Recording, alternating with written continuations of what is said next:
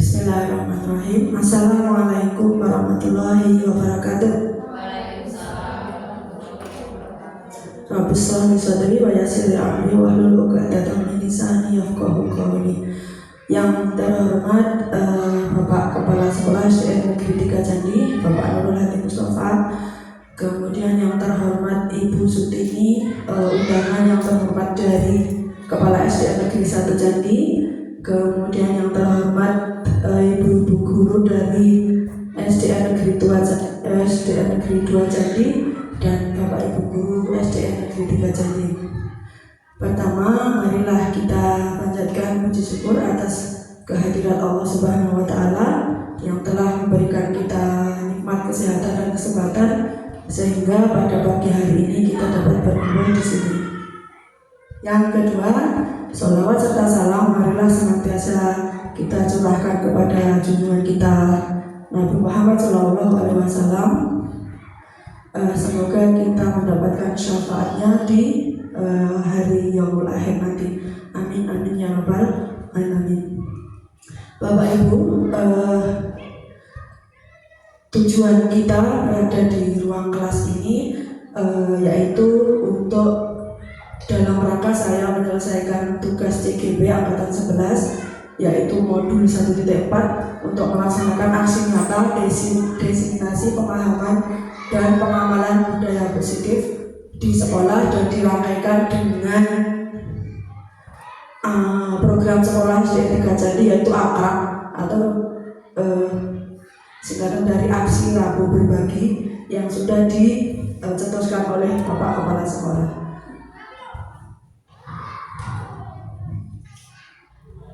Sebelumnya saya ucapkan terima kasih atas kehadiran Bapak Ibu yang sudah menyempatkan waktunya untuk hadir di sini. Semoga mendapatkan pahala yang berlimpah. Perkenalkan Bapak Ibu, ini adalah fasilitator saya, Ibu Sisilia Arindayanti, berdomisili di Madiun. Kemudian ini pengajar praktek saya, Ibu Umi Pratiwi, dan ini saya sendiri sebagai peserta CGB Angkatan 11. Sebelum kita laksanakan diseminasi ini lebih lanjut, mari kita nyanyikan dulu lagu Indonesia Raya. Kepada Bapak Ibu dimohon kesediaannya untuk berdiri.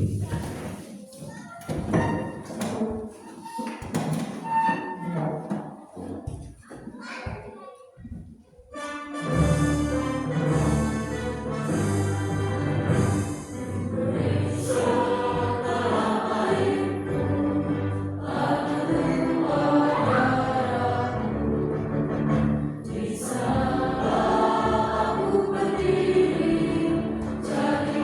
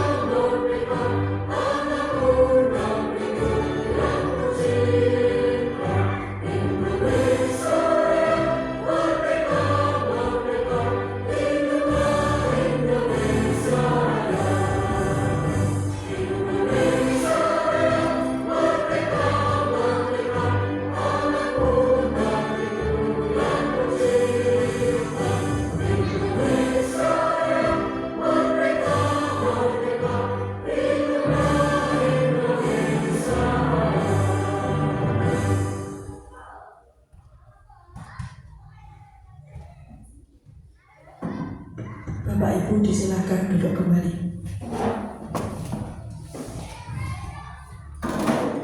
Nah, tadi sudah saya sampaikan sedikit mengenai tujuan kita, terutama tujuan saya mengadakan kegiatan ini. Nah, kalau ini adalah tujuan dari aksi nyata yang harus saya lakukan di modul 1.2. Ada 3 Bapak Ibu. Yang pertama adalah guru dapat memahami konsep pendidikan menurut Ki Hajar Dewantara dihubungkan dengan konsep budaya dan lingkungan positif di sekolah yang berpihak kepada murid. Kemudian yang kedua, guru dapat melakukan evaluasi dan refleksi tentang praktek budaya positif dalam pendidikan untuk menciptakan murid dengan profil belajar Pancasila. Kemudian yang terakhir atau ketiga yaitu guru dapat memahami perannya, yaitu untuk membangun budaya positif dengan menerapkan konsep disiplin positif dalam berinteraksi dengan murid. Nah, ini Bapak Ibu yang tidak kalah penting dari dunia pendidikan yang kita geluti selama ini ya, bahwa kita harus berlandaskan pada filosofi pendidikan Ki Hajar Dewantara, yaitu pendidikan tujuan pendidikan yaitu menuntut segala kodrat yang ada pada anak-anak agar mereka mencapai keselamatan dan kebahagiaan setinggi-tingginya, baik sebagai manusia maupun sebagai anggota masyarakat. Di sini tulisannya ganda-ganda ya, Bu Reni, mohon maaf. Kemudian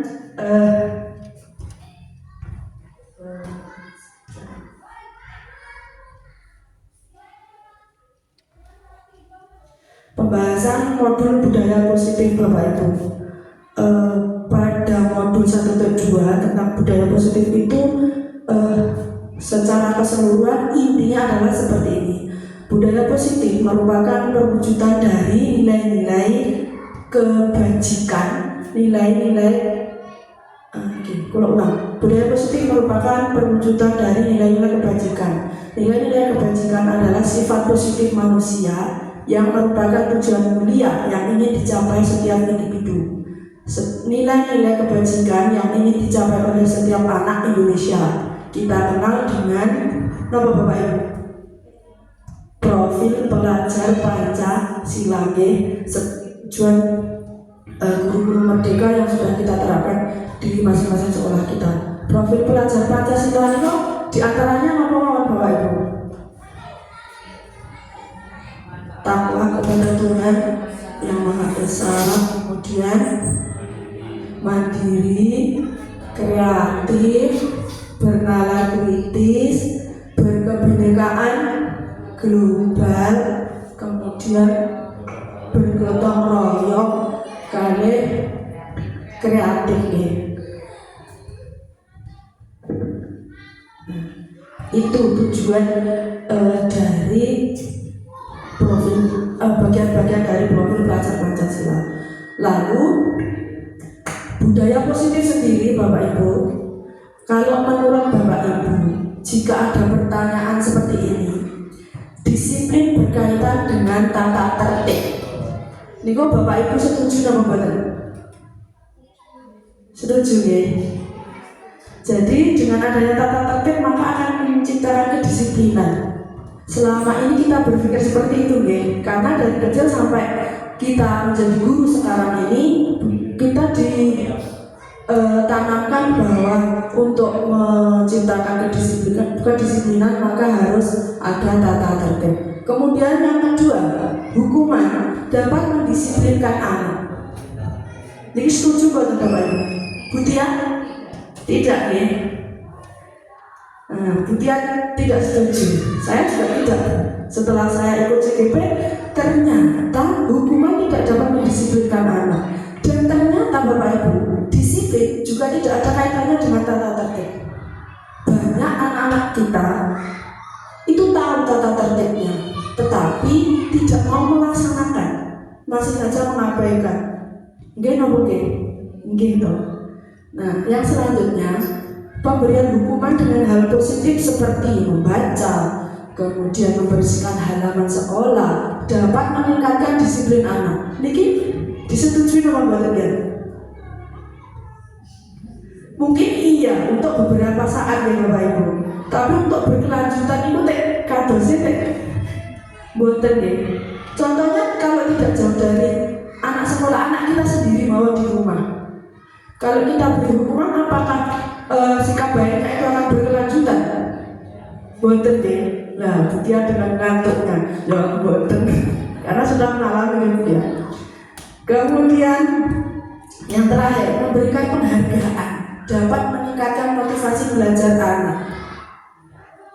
Niki nggih nomor tidak kayak ini menurut ini mboten. Nggih.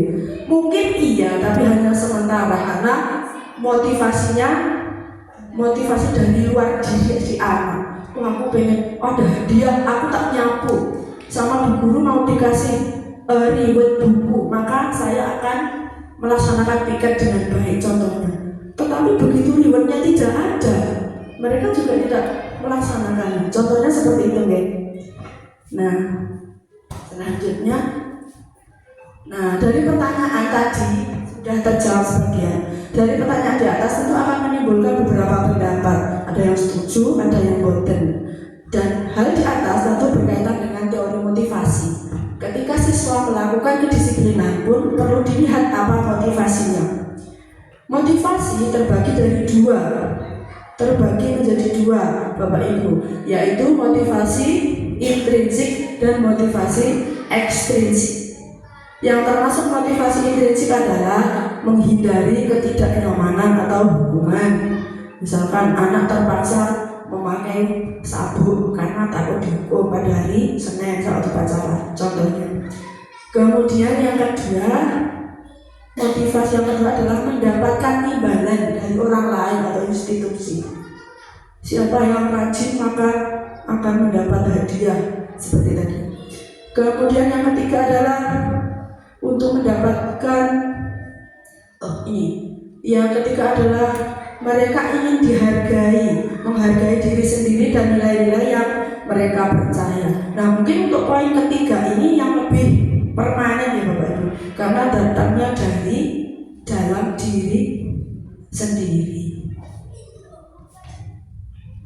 Kemudian konsep utama pada modul budaya positif itu ada 6 Bapak Ibu guru. Yang pertama adalah perubahan paradigma belajar. Jadi sedikit sharing tentang pengalaman saya mengikuti CGP. Ternyata paradigma pembelajaran yang saya pegang teguh selama ini terdapat banyak kekurangan. Ternyata ada banyak ilmu dari pendidikan CGP yang saya ikuti yang belum sama sekali pernah saya terapkan selama saya menjadi guru dari tahun 2010 sampai saya mengikuti program ini. Kemudian yang kedua, disiplin positif. Yang ketiga, motivasi perilaku manusia. Yang keempat, kebutuhan dasar. Kemudian posisi kontrol restitusi dan keyakinan kelas serta segitiga restitusi. Dari keenam hal ini saling berkaitan, Bapak Ibu. Nah, ini yang pertama dari keenam hal tersebut adalah pembelajaran dengan paradigma baru. Tapi ini kadang saya kok sami ngantuk. Kersane boten ngantuk, kita bikin dulu nih. Setuju nih? Nggih. Niki permainannya kersane Mbak Tia boten ngantuk. Niki permainannya sambung kata dari kalimat yang diucapkan oleh temannya. Misalkan saya mengucapkan, hari ini saya seminar di SD 3 Candi. Kata terakhir adalah candi. Silahkan membuat kalimat dari kata candi, lalu disambung oleh rekan kita yang ditunjuk, lalu membuat kata lagi dari kata terakhir. Silahkan ngagem, dimulai dari Pak Agus. Monggo Pak Agus. Pak Agus, Tova dan selanjutnya. Enggak Pak Agus. Langsung. Oke, langsung Pak. Hari ini saya mengantuk termasuk termasuk budaya tidak positif. Positive thinking perlu dikembangkan. Ya, istri dikembangkan.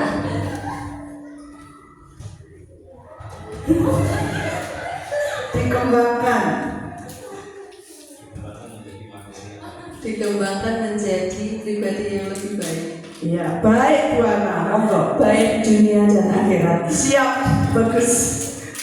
Di akhirat semoga kita masuk surga. Amin.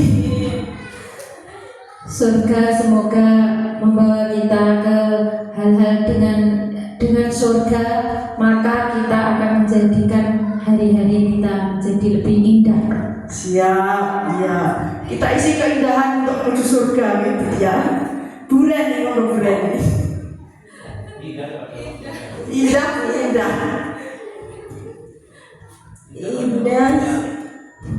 Indah pada waktunya. Indah pada waktunya. Waktunya begini.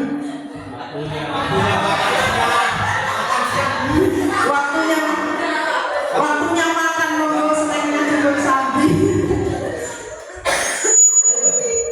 Waktu makan silahkan dimakan.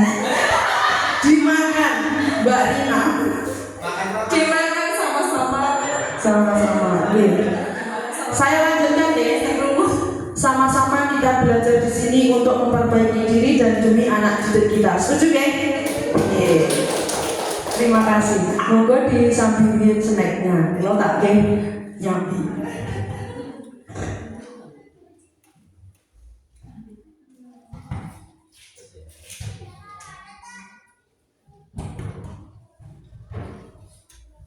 Makan dan diminum. Saya lanjutkan ya Pak Agus. Betul.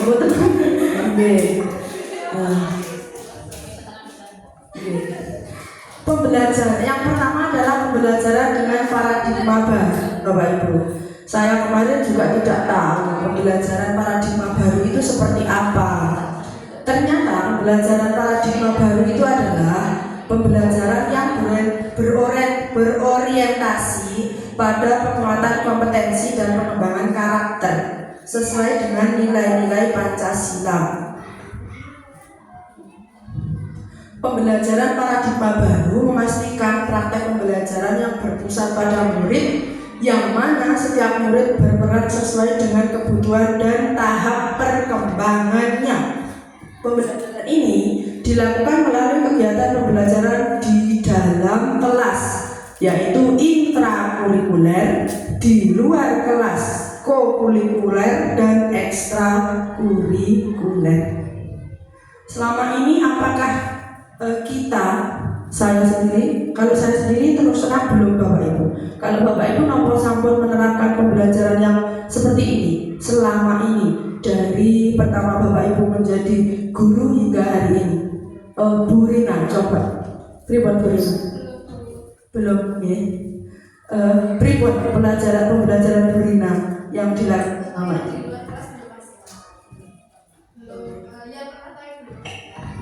Pernah melakukan ya? Menawi pripun Bu Rina? Kurang lebih sama.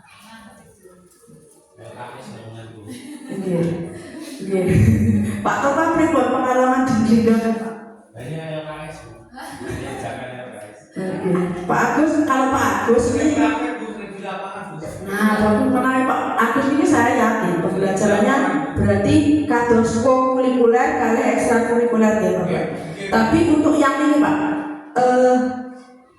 yang mana setiap murid belajar sesuai dengan kebutuhan dan tahapan perkembangannya. Niki pripun Pak Agus? Belum melaksanakan ini. Rata-rata kita Bapak Ibu memberikan pelajaran itu sama. Bapak Ibu, setiap anak yang ada di kelas kita beri perlakuan yang sama.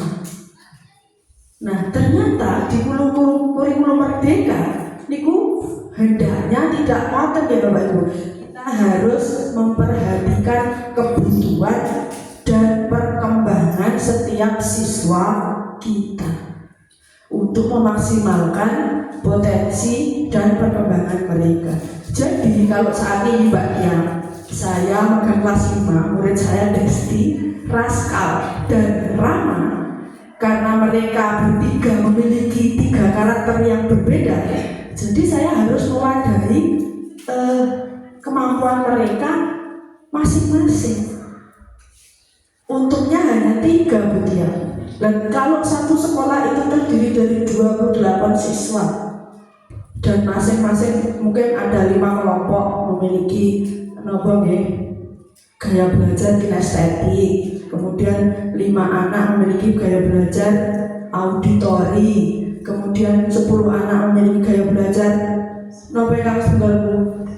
visual.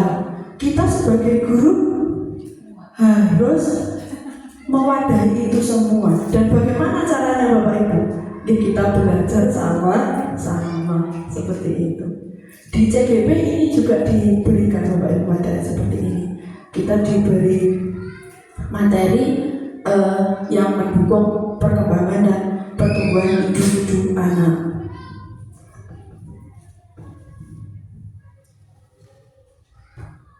Berikut ini adalah penjelasannya Bapak Ibu mengenai 3 unsur dalam pembelajaran tadi. Yang pertama, pembelajaran intrakurikuler dilakukan secara diferensiasi sehingga peserta didik mempunyai waktu yang cukup untuk mendalami konsep dan menguatkan kompetensinya. Kemudian yang kedua, pembelajaran kokurikuler mempunyai prinsip pembelajaran interdisipliner yang memiliki orientasi ke pengembangan karakter dan kompetensi umum. Yang terakhir adalah pembelajaran ekstrakurikuler. Kalau ini kita sudah akrab sekali ya Bapak Ibu dengan ekstrakurikuler, karena setiap seminggu sekali kita sudah melaksanakan pembelajaran ekstrakurikuler. Di antaranya kalau di SD Negeri 3 Candi ekstrakurikulernya adalah olahraga, kemudian juga madi. Mungkin sama di Candi 2 Bapak Ibu ada ekstra madi. Kalian apa Bu Tia? Reok? Oh kiro. Kali pramuka. Kalau di Candi 1 wonten ekstra apa Bu Tini? Pramuka. Oke. Sami berarti. Oh, Pak Agus nyepeng ekstra silat. Alhamdulillah. Napa tapak suci napa sing oh ekstra. Berarti sing pakaiannya hitam itu. Iya. Tidak setia hati.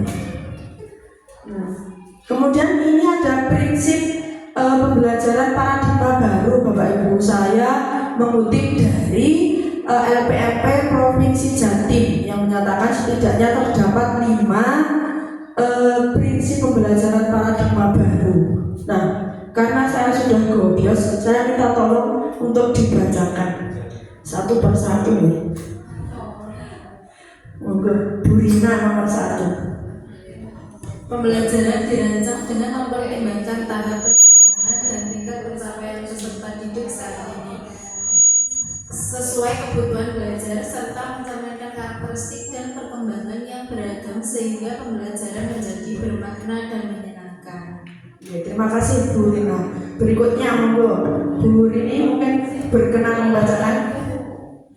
Pembelajaran dirancang dan dilaksanakan untuk membangun kapasitas untuk menjadi pembelajar sepanjang hayat. Bu Reni monggo Bu yang ketiga Bu. Proses pembelajaran mendukung perkembangan kompetensi dan karakter peserta didik secara holistik. Terima kasih Bu Reni. Berikutnya karena Mbak Tia tidak membawa kacamata, maka saya skip saja. Bu Utami monggo.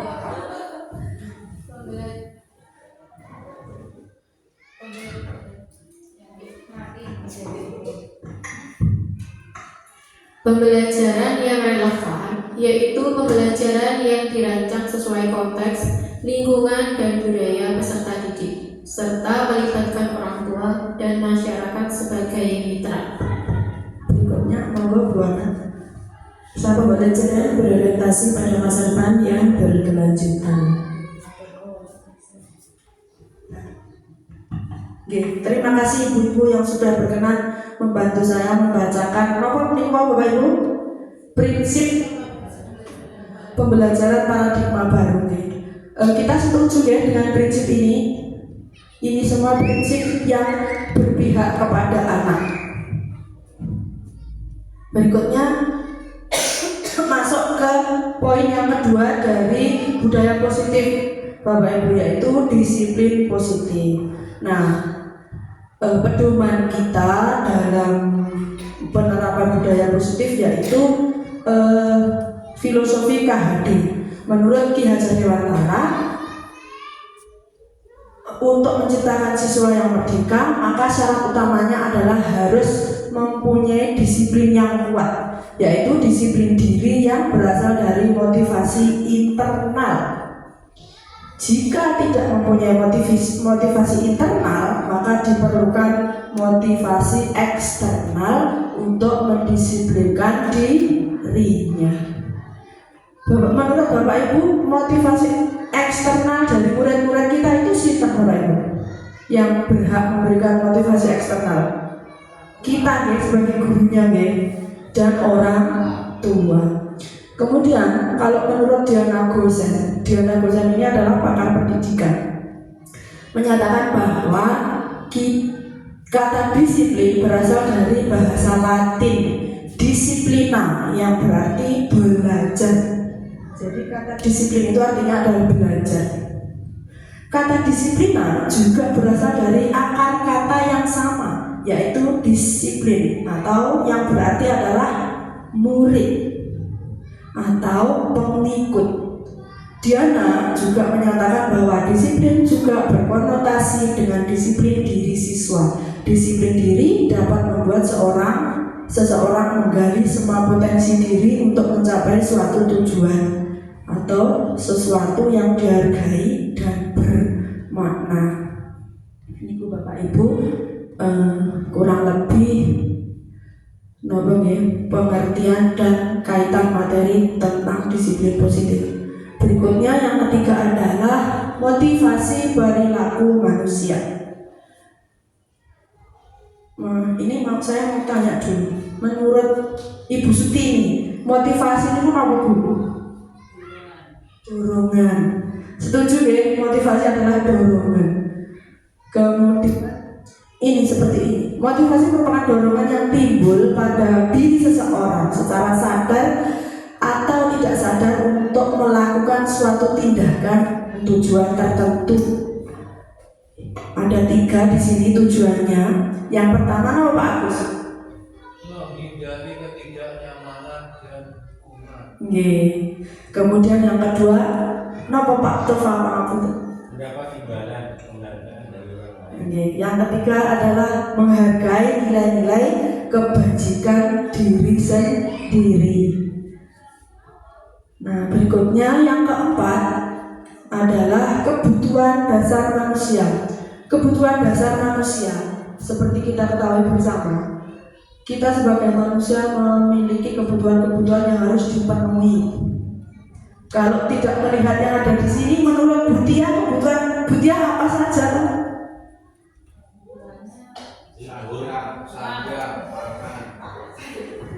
Ribon Butia. Namanya kemudian Butia membutuhkan kasih sayang apa boten? Butuh Misalkan ini yang sebelum kita ke sekolah, kita mulai dari diri dan keluarga kita. Kita sebagai istri ya, membutuhkan perhatian suami kan ya. Nek boten diperhatikan pripun perasaan dia. Nah, berarti itu kebutuhan kan ya. Kemudian kalau Bu Isti, kebutuhan Bu Isti apa? Apa Bu? Kebutuhan pendamping. No. Kalau butuh pendamping, Bu, betul. Pendamping itu nanti masuknya kemana Bapak Ibu? Dari ke 1, 2, 3, 4, 5. Rasa masuk kemana Bu ini? Nah, kalau fisiologis ini kan makan, minum, tidur, pakaian. Kita sudah terpenuhi semua ya Bapak Ibu. Nah, kemudian rasa aman, keamanan, ketentraman, stabilitas. Nah, kalau sosial, afeksi, relasi, keluarga. Berarti Mbak Esti tadi butuhkan yang 3 ini. Sosial, karena dia butuh pendamping. Sementara belum ada Bu Isti pripun perasaan? Mengharapkan deh. Nah, mengharapkan. Karena sudah kebutuhan tidak bisa kita pungkiri kan Bapak Ibu. Karena itu sudah merupakan kebutuhan kita. Butian oleh Pak Edo Lungo mesti yang boleh. Karena butuh kita Pak Tofa. Pak Tofa menang jam 3 dari motor pun ditelepon istrinya. Di mana Pak? Itu kan kebutuhan. Butuh rasa aman, butuh kepastian. Pulang jam berapa? Betul nih Pak Tofa ya? Nah ini Bapak Ibu. Kemudian kebutuhan penghargaan, penghargaan, pencapaian, status, tanggung jawab, reputasi dan lain-lain.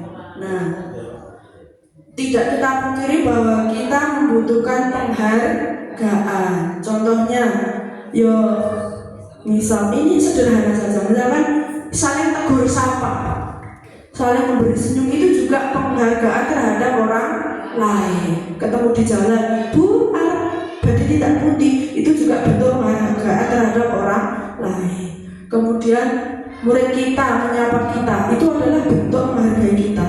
Kita datang, murid kita saling, itu karena mereka menghargai kita. Kemudian aktualisasi diri, yaitu pengembangan diri, pemenuhan ideologi dan lain sebagainya. Nah, ini kalau saya sendiri salah satu alasan saya mengikuti pendidikan guru penggerak untuk ini Bapak Ibu, untuk mengembangkan diri saya agar saya bisa lebih mendalami tentang pendidikan dan pembelajaran. Makanya kemudian selanjutnya, nah ini ada beberapa miskonsepsi Bapak Ibu, miskonsepsi tentang konsep disiplin identitas. Yang gagal itu contohnya seperti ini. Hukuman itu menyakitkan, tidak nyaman, murid takut, memaksa, muridnya menyembunyikan kesalahan, dan murid menjadi rendah diri. Jika dihukum, maka murid akan merasa seperti itu. Kita niku Bapak Ibu yang setuju, tidak setuju nomor berapa? Jika kita menghukum murid, maka yang akan terjadi adalah ini. Betul Bu? Oke. Setuju tidak setuju Pak. Alasannya setuju nomor berapa? Alasannya tidak setuju nomor. Kalau tidak hukum mengulang lagi mungkin. Kalau dihukum dia setiap melakukan kesalahan hukum dia kasihan. Berarti Pak Setuju tidak setuju. Siap Pak. Terus yang kedua, penghargaan itu tidak efektif, merusak hubungan, sifat iri. Apabila salah satu diberi hadiah maka yang lain akan iri. Kemudian mematikan kreativitas, menghukum dengan sistem ranking, merampas hak menghargai dirinya. Nah seperti ini. Kalau penghargaan maka akan menjadi seperti ini akibatnya Bapak Ibu.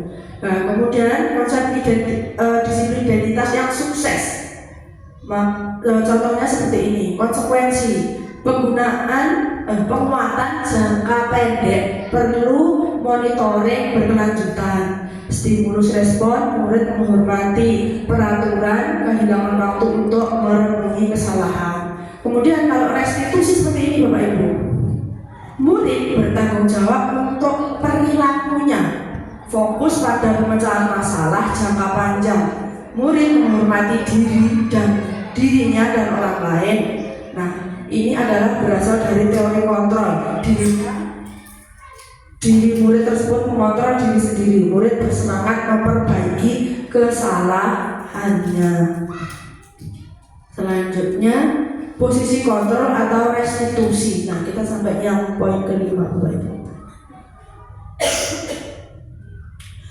Pengertian posisi kontrol atau restitusi sendiri adalah proses menciptakan kondisi bagi murid untuk memperbaiki kesalahan mereka sehingga mereka bisa kembali pada kelompok mereka dengan karakter yang lebih kuat. Ini juga masih menurut Diana Gusen tahun 2024.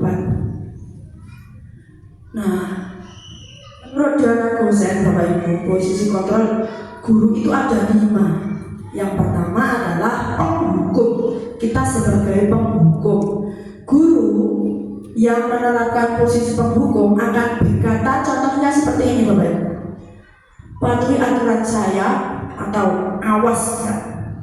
Nah, itu contoh kalimat penghukum. Kamu selalu salah, kamu selalu saja salah. Itu adalah kalimat yang diucapkan oleh guru yang memiliki posisi sebagai penghukum. Kemudian yang ketiga, pasti selalu yang terakhir selesai. Nah, ternyata kalimat seperti itu adalah kalimat penghukuman untuk murid kita, Bapak Ibu. Pernahkah Bapak Ibu melontarkan kalimat seperti itu kepada anak-anak?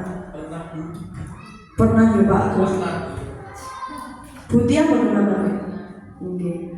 Karena kita belum mengetahui kalimat tersebut apa dampaknya dan apa efeknya untuk anak Butia ini. Kemudian guru seperti ini senantiasa percaya hanya ada satu cara agar pembelajaran bisa berhasil, yaitu dengan cara diam. Padahal itu belum tentu berhasil. Anak mungkin manut pada waktu di situ, tapi besok lagi mengulangi. Kemudian yang kedua, membuat merasa bersalah. Jadi kita sebagai guru membuat murid kita merasa bersalah.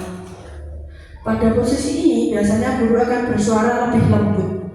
Membuat rasa bersalah akan menggunakan keheningan yang membuat orang lain merasa tidak nyaman, bersalah atau rendah diri. Contoh kata-katanya adalah, ibu sangat kecewa sekali dengan kamu. Terus bocah minder, deglu, menang karena merasa bersalah. Pernah nih Bapak Ibu. Kemudian yang kedua, berapa kali Bapak harus memberitahu kamu ya? Suaranya dilembutkan, direndahkan. Kemudian yang ketiga, gimana coba kalau orang tua kamu tahu kamu berbuat begini? Wedi teko omah jadi ora wani cerita karo wong tuane. Seperti kasus di sini kemarin, ada yang coret-coret sandal, coret-coret tembok di dalam kelas, coret-coret papan tulis dengan kata-kata yang tidak sopan dari anak SMP. Mereka tidak berani cerita kepada orang tuanya. Mungkin ini yang dirasakan, takut. Di posisi ini murid akan menjadi penilai diri yang buruk, memiliki penilaian diri yang buruk tentang diri mereka. Iya, aku tak ngene, aku tak dipadani ibuku, dipadani bapakku. Dia merasa seperti itu. Murid merasa tidak berharga dan telah mengecewakan orang-orang yang disayanginya. Berikutnya, posisi yang ketiga adalah kita sebagai teman. Contoh kalimatnya seperti ini Bapak. Ayo bantulah diri Bapak ya. Misalkan Pak Agus sedang membuat properti untuk pawai budaya. Nah Pak Agus bilang sama Pino, ayo Pin bantulah Bapak biar cepat selesai. Berarti Pak Agus dia memposisikan diri Pak Agus sebagai temannya Pino agar dia mau berangkat membantu contohnya. Kemudian ayo ingat tidak bantuan Bapak selama ini. Nah kados kalau yang kedua ini seperti pamrih, ingin dibalas. Kemudian yang ketiga, ya sudah kali ini tidak apa-apa, nanti ibu bantu bereskan. Nah hal negatif dari posisi teman adalah bila suatu saat guru tersebut tidak membantu, maka murid akan kecewa dan berkata, saya pikir Bapak Ibu teman saya, tapi ternyata kali ini tidak mau membantu. Misalkan ditanya, Bu ini bagaimana? Ya wes tak digarap dewe, dicari di buku. Biasanya kita ramah, kita coba dibuka ini, caranya begini. Kalau kita terlalu dekat, efeknya juga tidak baik. Berikutnya yang keempat sebagai pemantau Bapak Ibu. Pemantau berarti mengawasi. Pada saat kita mengawasi, kita bertanggung jawab atas perilaku orang-orang yang kita awasi. Posisi pemantau berdasarkan pada peraturan-peraturan dan konsekuensi. Kalimat-kalimat pada posisi ini biasanya seperti ini. Ayo, peraturannya apa? Seperti itu. Kemudian apa yang telah kamu lakukan? Sanksi atau konsekuensinya apa? Kita mengingatkan kepada anak. Kemudian yang kelima adalah posisi manajer. Manajer adalah posisi di mana guru berbuat sesuatu bersama dengan murid, mempersilahkan murid mempertanggungjawabkan perilakunya, mendukung murid agar dapat menemukan solusi atas permasalahannya sendiri. Pada posisi manajer, murid diajar untuk menganalisis kebutuhan dirinya maupun kebutuhan orang lain. Di sini penekanannya bukan pada kemampuan membuat konsekuensi, namun dapat berkolaborasi dengan murid dan bagaimana memperbaiki kesalahan yang dibuat oleh murid. Seorang manajer akan mengatakan hal-hal seperti ini, contohnya Bapak Ibu. Apa yang kita yakini? Kita kembali ke keyakinan kelas. Keyakinan kelas itu berasal dari peraturan kelas. Peraturan kelas biasanya bertujuan untuk mendisiplinkan anak. Dan keyakinan kelas ini dibuat berdasarkan nilai-nilai kebajikan universal. Apa itu nilai kebajikan universal? Kebajikan universal itu adalah kebaikan secara umum yang diakui oleh semua orang. Contohnya apa kemudian? Kebajikan umum yang diakui oleh semua orang. Contohnya kejujuran. Semua orang sepakat ya kalau kejujuran itu adalah nilai kebaikan. Kemudian keselamatan, kesehatan, tanggung jawab dan lain-lain. Dimanapun kita tinggal, agama apapun misalkan yang kita akui, maka kita mengakui bahwa kejujuran, tanggung jawab, terus apalagi kesehatan, keselamatan itu adalah kebaikan yang dianggap oleh semua orang, Bu Rina. Kemudian restitusi dan penerapan disiplin di sekolah.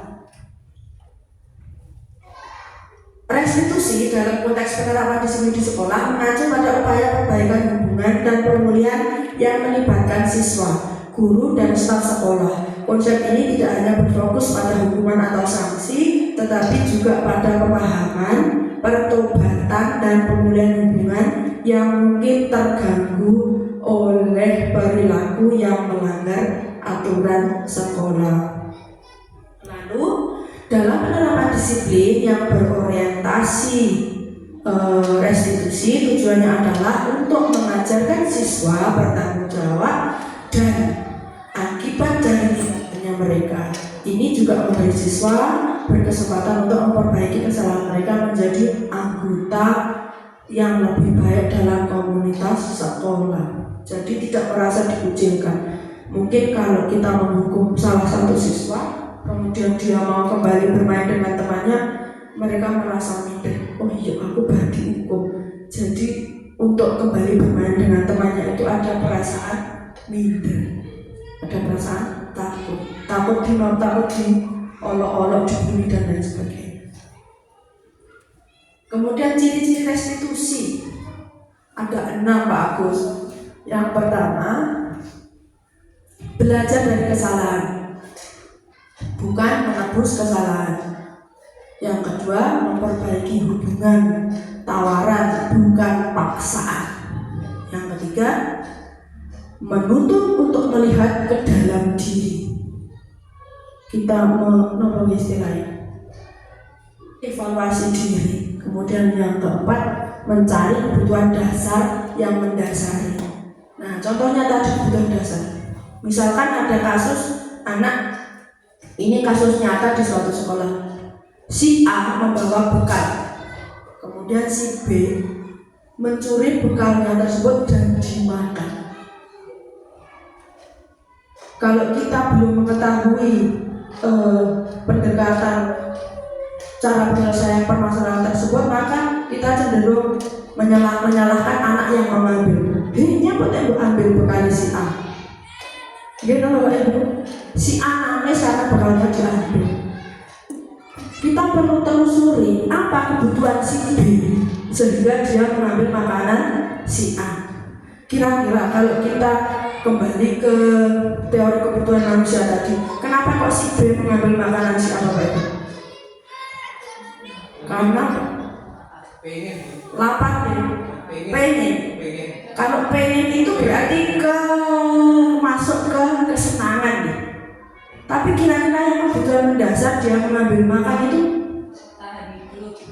Bapak? Kebutuhan dia.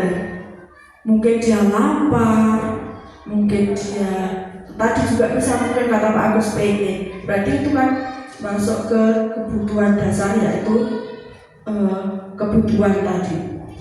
Apa? Kebutuhan dasar untuk memenuhi rasa laparnya, mungkin tidak bawa serang. Maka kita harus tanya pada anak tersebut, kenapa kok kamu mengambil makannya si A? Kalau hanya iseng, mosok sampai ngambil makanan, sampai nyolong sehingga sampai dimakan. Dengan mengetahui alasan si B mengambil, maka akan mendapatkan solusi yang lebih baik untuk si B. Dan kita bisa memberikan jalan keluar dan penyelesaian yang baik. Tadi sampai mana? Tadi sampai ke kebutuhan dasar.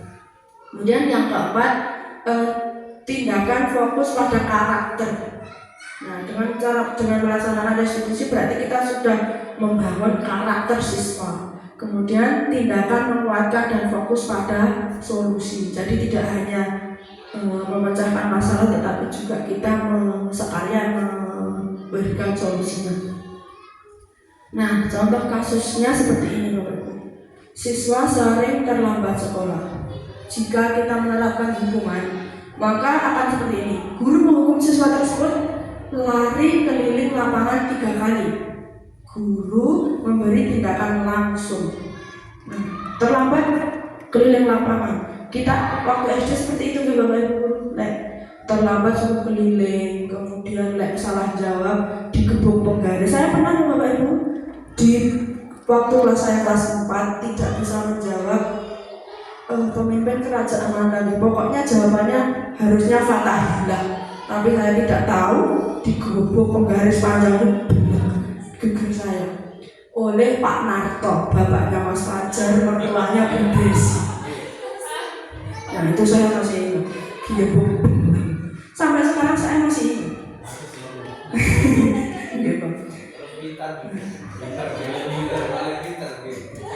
Kemudian, makasih Pak Agus.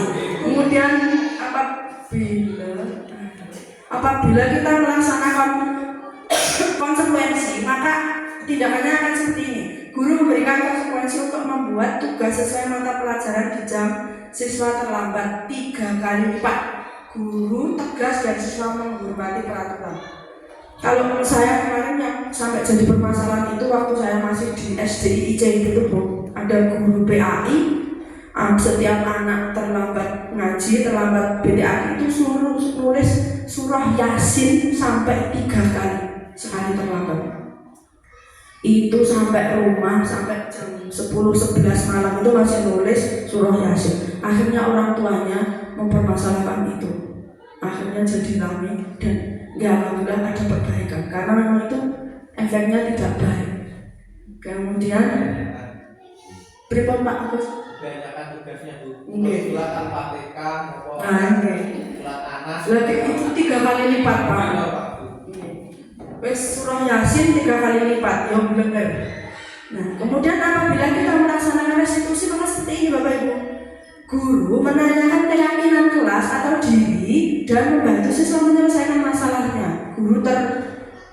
Guru terbuka dan siswa menghormati dirinya dan orang lain. Nah, maka kita tidak menghukum, tapi kita cari tahu. Misalkan si A ke sekolah, datang ke sekolah memakai sepatu putih, seharusnya dia memakai sepatu hitam. Terus langsung dihukum suruh lari-lari. Padahal dia ambil sepatu itu sebenarnya ya tahu kalau pada waktu itu harus pakai sepatu hitam. Tapi sudah terlanjur sampai di jalan, kalau dia balik maka akan terlambat, maka anak tersebut lanjut ke sekolah pada hari Senin ikut upacara. Kalau dihukum ya wong jeneng lali gek pripun.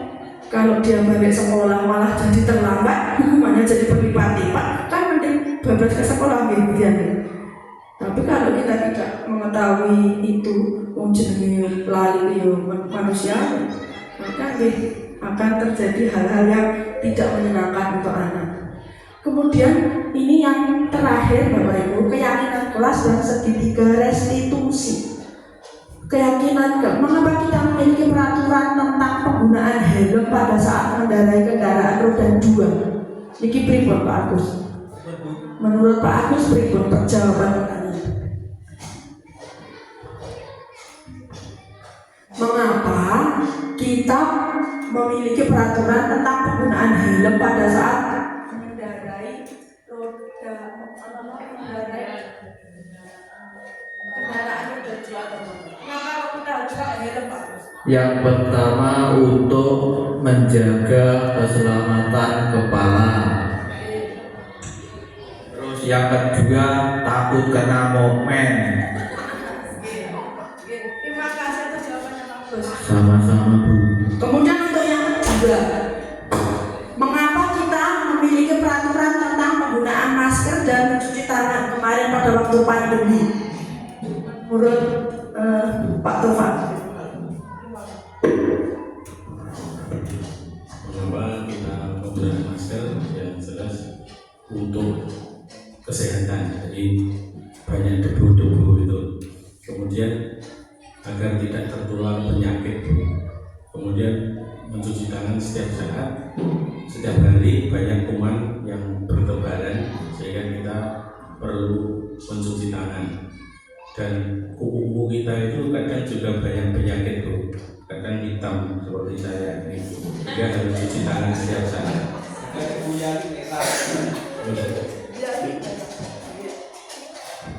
Betul Pak Agus kalian Pak Tovan. Nggih terus niku. Jadi saya tidak perlu panjang lebar lagi, sudah terjawab dan terterangkan oleh Pak Agus dan Pak Tovan. Jadi kita setuju ya Bapak Ibu, kalau kita memakai helm itu tujuan pertama adalah melindungi kepala untuk keselamatan kita. Jadi bukan takut sama Pak Polisi. Dia ngomong gitu ya. Terutama tapi kesadaran itu kadang juga dilek Pak Polisi kena tilang. Padahal dasar dari adanya peraturan tersebut adalah untuk keselamatan. Dan keselamatan itu adalah nilai kebajikan universal yang diakui oleh siapapun, dimanapun, agama apapun, dimanapun kita tinggal. Buat dengan ketika Irlandia, Aceh, Mekah dan lain sebagainya, maka keselamatan itu adalah kebaikan. Kemudian yang kedua, mengapa kita memiliki peraturan tentang penggunaan masker? Tujuannya untuk kesehatan, ya. Setuju ya Bapak Ibu? Tadi ketika Pak Tovan misalnya boten tertular penyakit dan sebagainya. Kesehatan itu juga adalah nilai kebajikan universal. Jadi Bapak Ibu, dalam menyusun keyakinan kelas, kita harus berlandaskan ke nilai-nilai kebajikan universal. Dan sebaiknya tidak menggunakan kata negatif. Contohnya, jangan makan saat pelajaran. Kalau itu adalah peraturan, bukan keyakinan kelas. Contoh peraturan lagi apa Bapak Ibu? Jangan makan sambil berdiri. Terus pokoknya kata-kata negatif jangan, tidak boleh menggunakan sandal saat sekolah, Ibrani misalnya, tidak boleh naik meja. Nah, ketika Bapak Ibu saya katakan, Bapak Ibu, tolong jangan membayangkan seekor gajah. Tiba-tiba di sini ada pikiran tentang gajah. Mungkin apa boten? Jangan bayangkan Pak Tovan, dia. Lah mana Pak Tovan datang di pikiran Budia. Nah, jadi kata-kata negatif itu malah memicu timbul di pikiran kita. Nah, untuk itu maka dalam membuat keyakinan kelas kita dianjurkan untuk membuat dengan kalimat yang positif. Contohnya tadi misalkan jangan makan saat pelajaran, itu jadi kalimat positif. Kira-kira jadi seperti apa nih Bapak Ibu? Jangan makan saat pelajaran. Dilarang yang negatif Pak. Jangan makan saat pelajaran. Makannya di waktu istirahat boleh, atau saat pembelajaran harus tertib. Kata tertib itu luas nih Bapak Ibu. Tidak makan, kemudian tidak pecicilan, tidak naik meja dan sebagainya. Itu masuk di situ. Berikutnya nilai, nah itu menyambung yang tadi nih.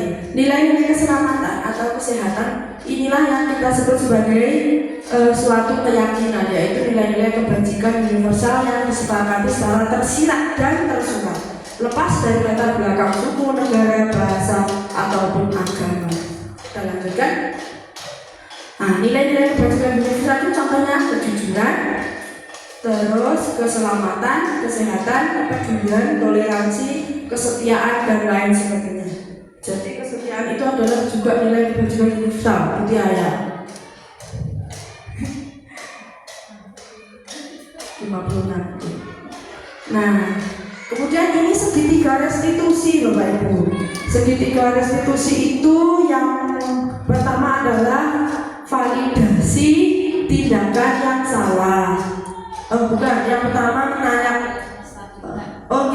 adalah yang di atas, menstabilkan identitas siswa.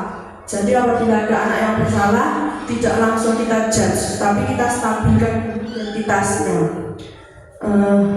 Kemudian validasi tindakan yang salah, dan yang terakhir adalah menanyakan keyakinan kelas. Contohnya untuk yang menstabilkan identitas seperti kamu tentunya punya alasan mengapa melakukan itu.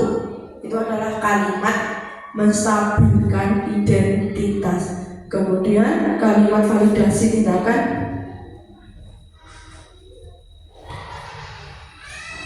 adakah cara yang lebih efektif untuk mendapatkan apa yang kamu inginkan, apa yang kamu butuhkan, seperti itu contohnya. Kemudian yang menanyakan keyakinan kelas ya, keyakinan apa yang sudah kita sepakati di dalam kelas, seperti itu.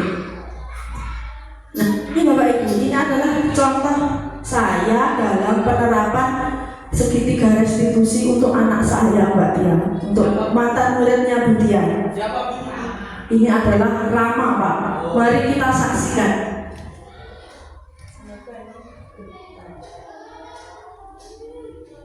Rama, tahu tidak Rama kalau sedang tidak tahu? Tidak merasa melakukan yang tidak sesuai? Ada apa? Maka saya saat belajar. Menurut Rama itu perbuatan yang salah atau tidak?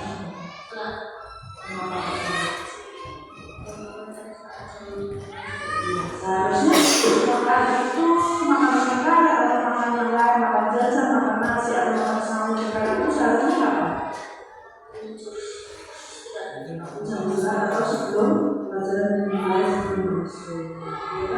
Kenapa tadi kok makannya di saat belajar? Karena benar-benar tahu tuh kalau misalkan makan itu adalah tujuan manusia, tidak dapat energi dari makan, kita dapat sehat dan bertenaga itu dari makan. Tapi kita harus tahu waktu untuk yang tepat untuk makan. Di sekolah sesuai dengan kesepakatan kelas dan kesepakatan sekolah kita bahwa makan itu saat jam istirahat, belum masuk dan waktu istirahat. Itu ya. Karena kalau di kelas kita tidak membolehkan makan saat pelajaran,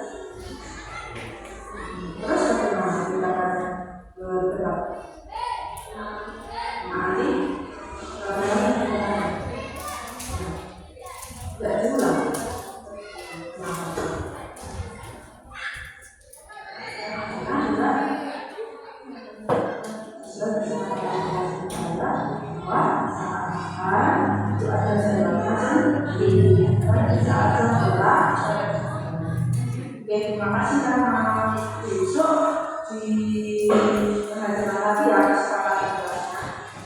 Kemarin kan kita membantu sekolah sama-sama ya kan? Dari ya, terima kasih terus iya.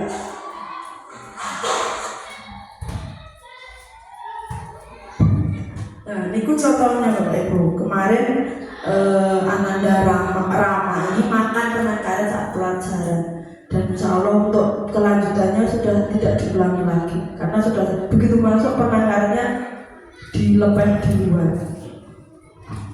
Nah, dalam rangka menumbuhkan kesadaran dari dalam diri siswa, maka restitusi ada baiknya kita laksanakan dalam menangani permasalahan yang terjadi pada anak. Kemudian sampai ke bagian terakhir yaitu kesimpulan. Budaya positif di sekolah bisa membentuk karakter baik murid dan dapat mewujudkan visi misi sekolah kita, lembaga kita masing-masing. Setuju gitu Bapak Ibu Niki? Alhamdulillah. Aksi nyata modul 1.4 saya selesai, diseminasi sudah selesai. Terima kasih atas kehadiran Bapak Ibu semua dan terhadap saya, sehingga acara hari ini berlangsung dengan lancar dan baik. Terima kasih Bu Sudini, Pak Tova, Pak Agus, Bu Isti, Bu Ana yang ngantuk, Bu Yayu, Bu Tia, Bu Reni, Bu Rini, dan Bu Rina. Terima kasih. Saya akhiri. Wassalamualaikum warahmatullahi wabarakatuh. Oh ya, satu lagi. Semoga ini bermanfaat untuk kita semua. Amin ya rabbal alamin.